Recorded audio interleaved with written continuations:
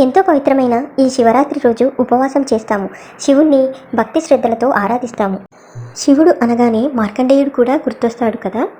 ఇంతకీ ఈ మార్కండేయుడు అంటే ఎవరత్తమ్మా? మార్కండేయుడు ఎవరంటే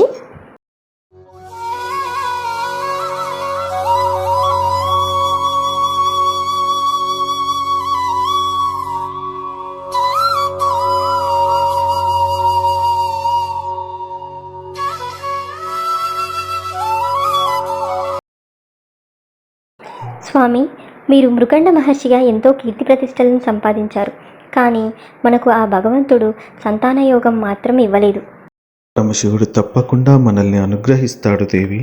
ఇప్పుడే నేను తపస్సును ఆచరించి సంతానయోగం కలిగేలాగా ఆ పరమశివుడి అనుగ్రహాన్ని పొందుతాను.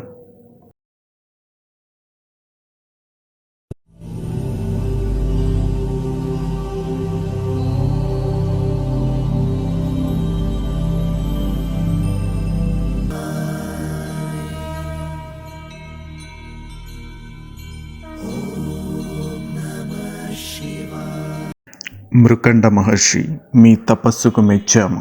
మీకు ఏం కావాలో కోరుకోండి.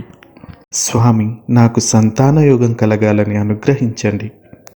అటులనే అల్పాయుష్షు కలిగిన విజ్ఞానవంతుడైన కుమారుడు కావాలనా, పూర్ణాయుష్షు కలిగిన దుర్మార్గుడైన కుమారుడు కావాలనా మీరే కోరుకోండి. స్వామి, విజ్ఞానవంతుడైన అల్పాయుష్షు కలిగిన కుమారుడే నాకు కావాలి. తదాస్తు.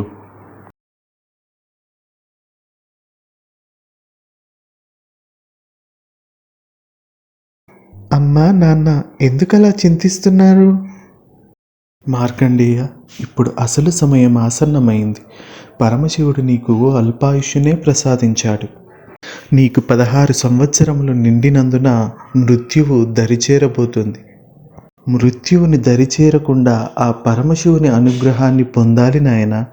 నేను తప్పకుండా తపస్సు చేసి శివానుగ్రహం పొంది సంపూర్ణ ఆయుష్యుని సంపాదిస్తానమ్మా. మీరు బాధపడకండి.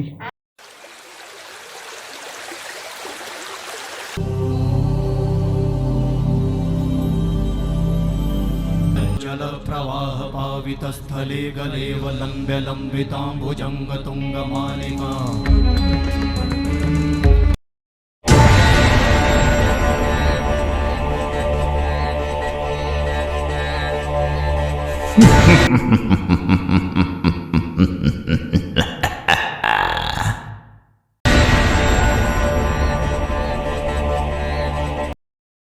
మార్కండేయ, ఈ రోజుతో నీ ఆయుష్ ముగిసినది.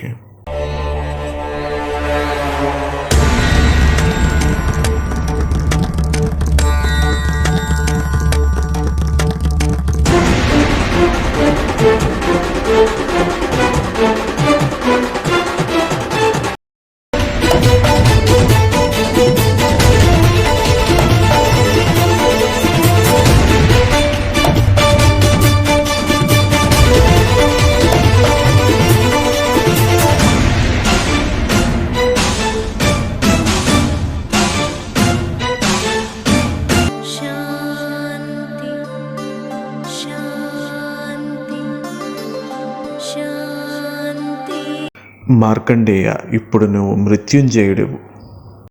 యమధర్మరాజా, నా భక్తుడైన మార్కండేయుడి ఆయుస్సు తీసే శక్తి నీకు లేదు. ధన్యుడను స్వామి. ధన్యోస్మి తండ్రి.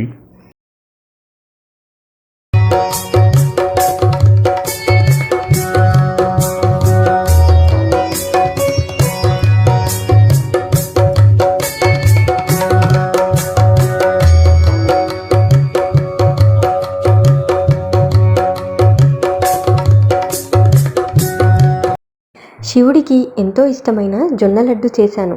ఎలా చేశానంటే